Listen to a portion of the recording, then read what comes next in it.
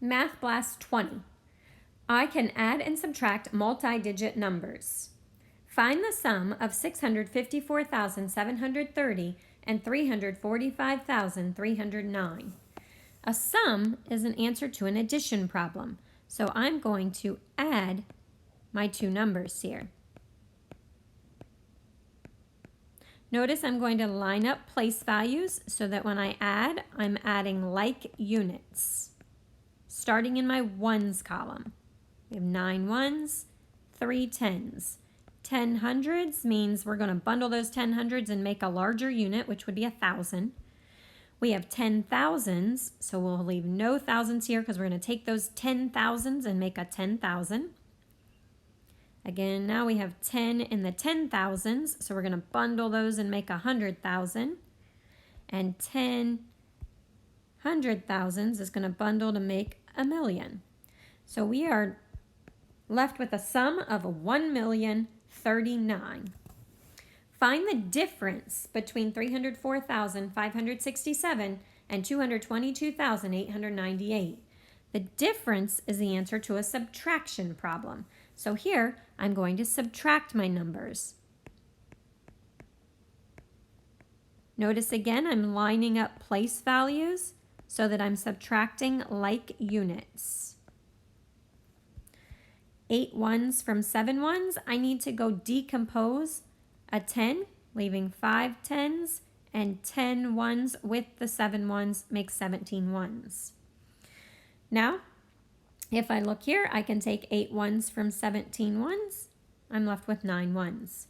In my tens column, I'm trying to take 9 tens from the 5 tens. So I'm going to have to come over and decompose, leave 4 hundreds.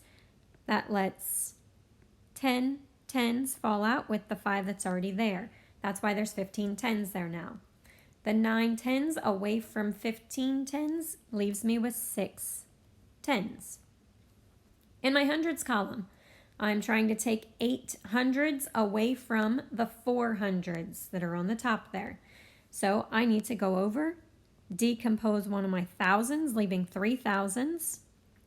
It's going to let 10 hundreds fall out with the 4 that's already there, and that's why that becomes 14 in the hundreds. 8 hundreds from those 14 hundreds leaves me with 6 hundreds. I can take 2 thousands from my 3 thousands. I'm left with 1,000.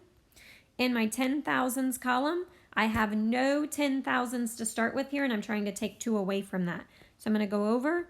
I'm going to rename one of my 100 thousands into 10 thousands. And there were none there to start with, so it stays 10. So 10 minus 2 in that 10 thousands leaves us 8 10,000s, and we have no 100 thousands. So we can put a 0 there, but we don't need that 0 there. So I'm going to go ahead and leave it off. So the difference is 81,669. I can add and subtract mixed numbers. 4 1/3 plus 2 2/3. I'm going to go ahead and add my fractional parts. 1/3 plus 2/3 is 3/3. And I'm going to add my whole numbers. 4 and 2 wholes is 6 wholes. Now I know that 3/3 makes another whole, so I can say this is actually equal to 7 wholes. Here I have 3 1/6 minus 1 3/6. I'm going to go ahead and do my fractional parts. I'm going to say, hey, I have 3/6 that I'm trying to take away from 1/6. That's not quite going to work for me right there. I need to decompose this 3 into 6/6 plus the 1/6 that's already here. And that's why that would become 7/6. So again, I took one of those wholes, and since my units are sixths, I said that one whole I'm going to take and rename is going to become 6/6 plus the 1/6 that's there. So 2 7/6 minus 1 3/6. 7/6 minus 3/6 is 4/6. 2 minus 1 is 1. And so 1 4/6 is the difference. I can model each of those with tape diagrams. I can say, well, I know the 4 and 2 is going to give me 6 holes, and then if I say I have 1/3 of another hole, and I have 2/3 of a hole, then if I were to put those together, adding these pieces here would give me that 3/3. And that's where I get that. Now here, if I started out with my 3 hole, and 1/6 are our units.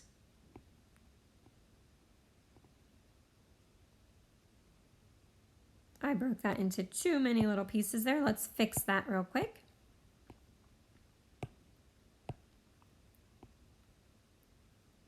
Okay, 1/6 are the units.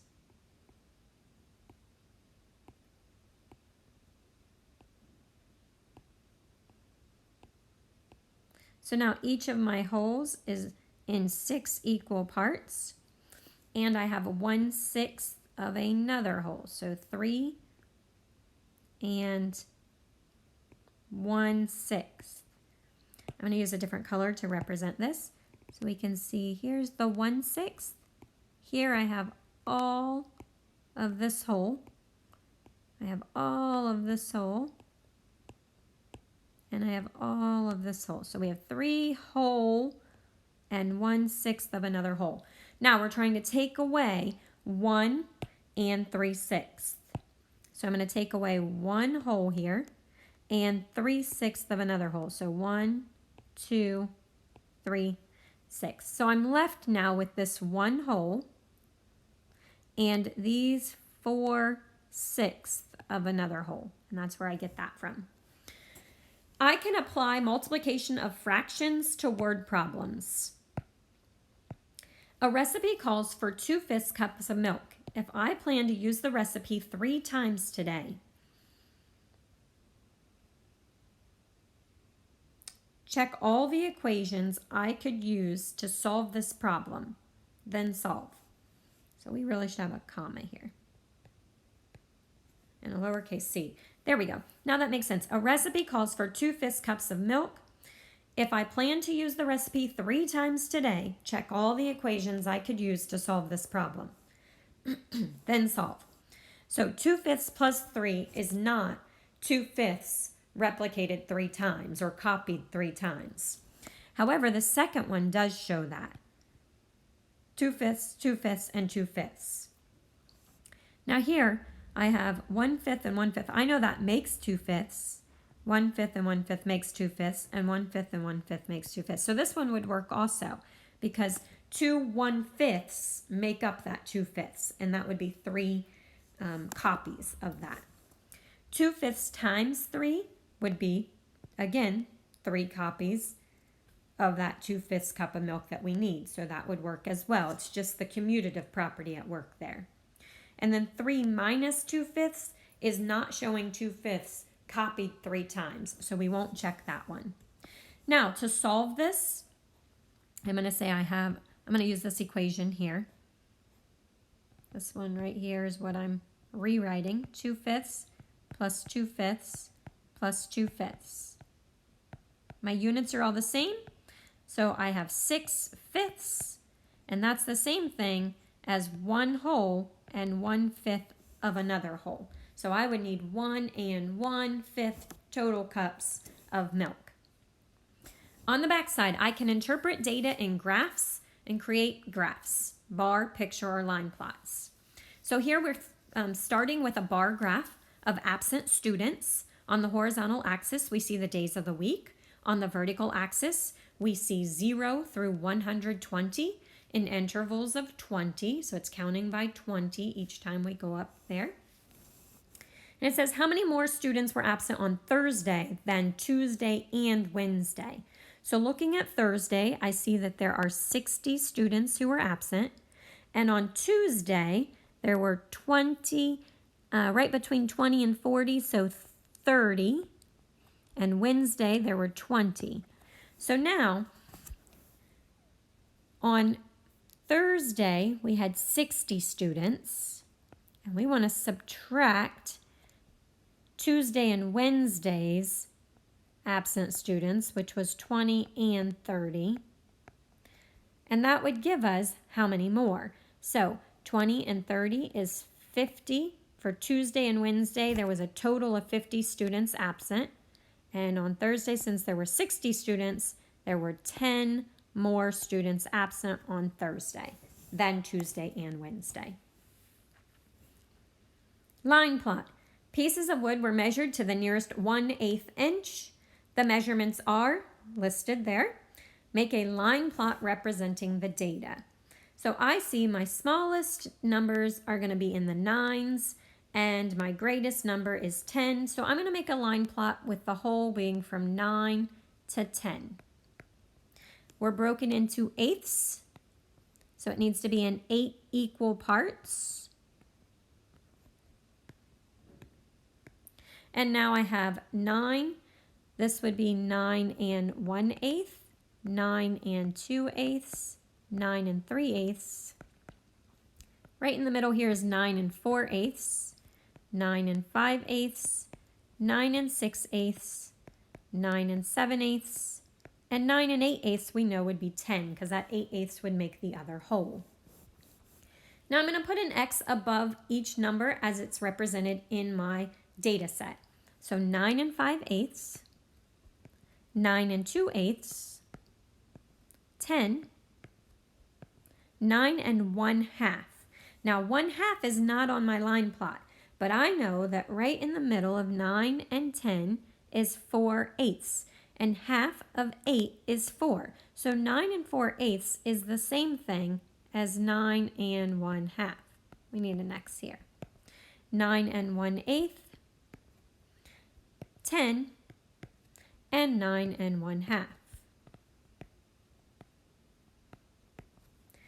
All right, I'm going to clean that up a little bit there. Let's erase this and put our X neatly there. What is the difference between the longest and shortest piece of wood? Well, don't use the 9. This is a common mistake. Some people would want to use this 9 here because it's the smallest number on the number line.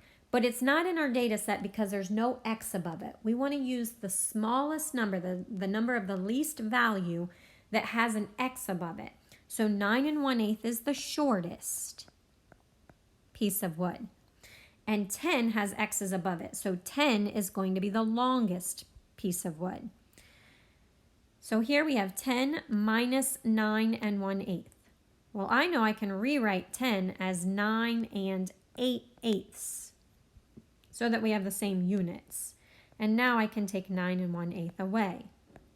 9 and 8/8 minus 9 and 1/8 is 7/8. So 7/8 inch is the difference, and we can put that unit in there. 7/8 inch is the difference between the longest and shortest piece of wood. I understand angles are measured with reference to a 360-degree circle with its center at the common endpoint of 2 rays. So I'm going to show in my circle the center of the circle. And it says a circle measures 360 degrees. If the circle were divided into 4 equal parts, what would be the angle measure of each part? So I'm going to go ahead and break my circle into 4 equal parts. And I would be taking my 360 degrees and dividing, equally sharing into 4 equal groups. Now I know that this creates 4 right angles here. And so each part is going to be 90 degrees.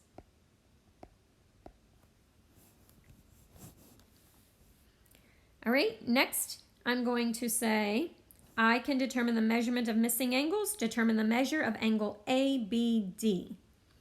Now this one is actually measuring with a protractor here, so angle ABD has ray BA here lined up with the 0 measurement, which is the exterior numbers. So I'm going to use these numbers as the angle opens up to this ray BD.